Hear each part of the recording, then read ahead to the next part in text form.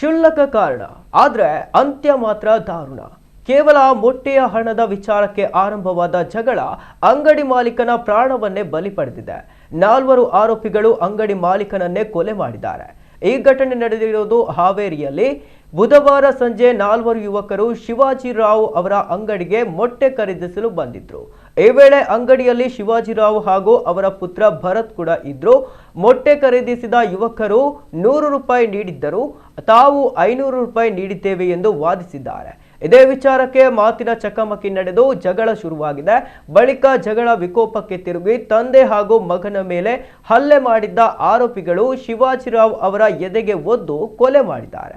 ಗಂಭೀರವಾಗಿ ಗಾಯಗೊಂಡ ಅವರು ಮೃತಪಟ್ಟಿದ್ದಾರೆ. ಘಟನೆಯಲ್ಲಿ ಭರತ್ ಕೂಡ ಗಾಯಗೊಂಡಿದ್ದಾರೆ.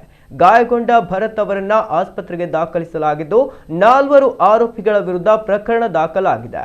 ಪ್ರಕರಣದ ತನಿಖೆ ಕೈಗೊಂಡ ಪೊಲೀಸರು 3 ಆರೋಪಿಗಳನ್ನ ಬಂಧಿಸಿದ್ದಾರೆ. ಇನ್ನೋರ್ವ ತಲೆಮರೆಸಿಕೊಂಡಿದ್ದು ಆತನಿಗೆ ಶೋಧ ಕಾರ್ಯಾಚರಣೆ ಮುಂದುವರೆದಿದೆ.